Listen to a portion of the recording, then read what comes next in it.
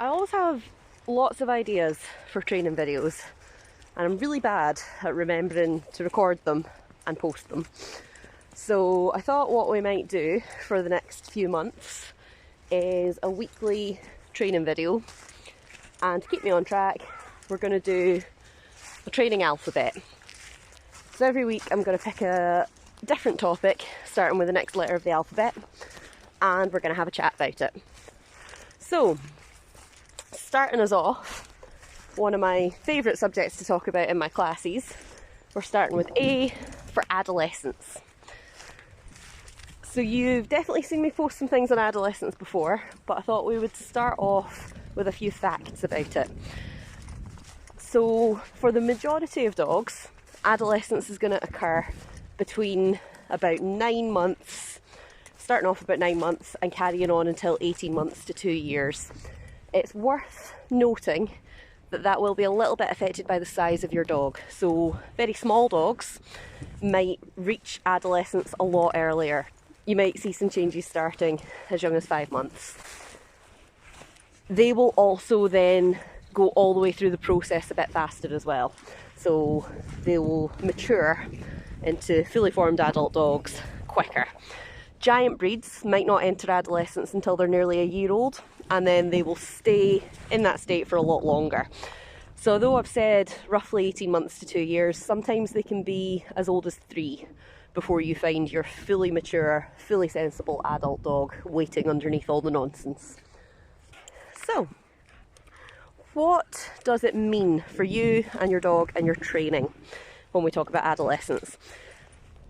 It's categorised by a period of physical and mental development. So your dog is going to be almost physically mature.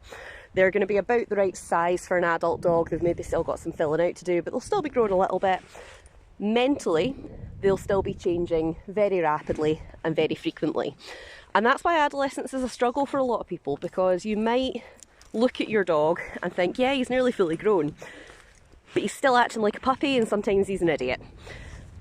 And with respect, that's what you see in a lot of human teenagers as well. They might be just about adult height. They're not always adult brained. And what you'll see a lot is things like a lack of impulse control. You will see periods of great confidence to the point of being cocky, and periods of fearfulness. You might also see a significant lack of focus. So your training might have been going really, really well, and then suddenly your dog can't make eye contact with you and can't sit on command.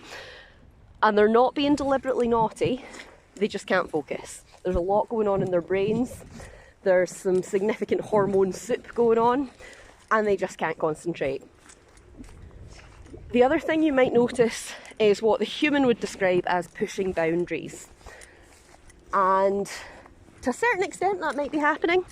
You might see your dog experimenting with what happens if I do this behaviour. What happens if I jump up and search the counters? Oh look, there's a ham. I'm going to eat the ham. From now on, I'm going to jump up and look on the counter every time I pass in case there's more ham. What they are not trying to do is be the boss or be the leader just for the sake of it. They are genuinely experimenting with cause and effect. If I perform this behaviour, what happens? And that feeds into that lack of impulse control that we were talking about, where something seems like a good idea, so they do it. So in practical terms, what does adolescence mean for you and your dog and your training? My advice to clients is always to try and have a little extra patience through those adolescent stages.